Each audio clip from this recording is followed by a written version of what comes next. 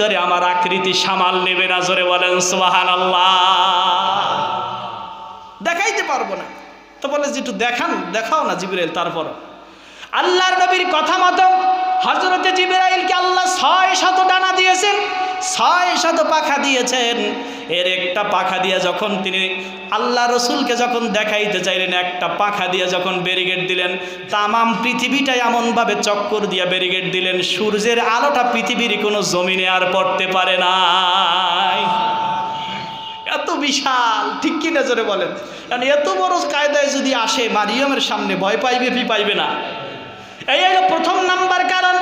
দ্বিতীয় নাম্বার কারণ হলো হযরতে মারিয়াম সর্বপ্রথম যৌবনে পদার্পণ করেছেন। আল্লাহ রাব্বুল আলামিন তার তাকওয়ার পরীক্ষা নিতেছেন। একজন যুবক তার সামনে অনায়াসে চলে আসে। আমাদের সমাজের মেয়েরা যুবকদেরকে আকৃষ্ট করতে চায় কি চায় না?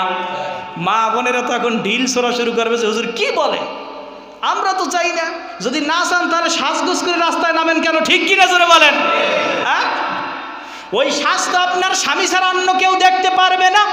বোঝা গেল যে আপনি সুন্দরী আর রূপবতী আরও সাজসজ্জা করে বাহিরে আসছেন। আপনার মনের ভিতরে খারাপ উদ্দেশ্য, সমস্ত যুবকেরা আমার দিকে আকৃষ্ট হোক, আমার প্রশংসা করুক, আমাকে ইফটিজিং করুক, ইফটিজার তারা হয়ে যাও। কে কথা বলেন ঠিক কিনা? ঠিক করে আমার কথা ভুলেছে নাকি? হ্যাঁ, স্বামীর সেই স্ত্রীর সৌন্দর্য কে দেখতে পারে? জোরে বলেন কে? অন্য কেউ দেখতে পারবে? স্বামীর কাছে বসে পড়ে তাকে একেবারে কালো করে অন্য কোনো করে সাজগোজ করে না। স্বামী আসলে সাজগোজ করে না, কিন্তু রাস্তায় যখন বাহির হয় তখন সাজগোজ করে কি করে না? স্বামীর টাকার লিপস্টিক আর আইব্রো দিয়া স্বামীরে দেখানোর মতো তার অবস্থা নাই, বাহির দিয়ে চলে যায়, পরপুরুষকে দেখায়। জোরে বলেন নাউজুবিল্লাহ। এরকম আছে না নাই? এজন্য আমার ভাইয়েরা, মুফাসসিরে কেরাম ব্যাখ্যা করেন দ্বিতীয় নাম্বার কারণটা হলো হযরতে মারিয়াম যৌবনের ভিতরে পদার্পণ করেছে, যুবতী হয়ে গেছে। এখন তার অবস্থাটা কি? ইমানের তাকওয়ায় কিভাবে সে নাকি পুরুষের প্রতি আকৃষ্ট হয়ে পড়ে, নাকি আল্লাহ রাব্বুল আলামিনের ইমানের মানদণ্ডে দাঁড়ায় যায়। জোরে বলেন সুবহানাল্লাহ।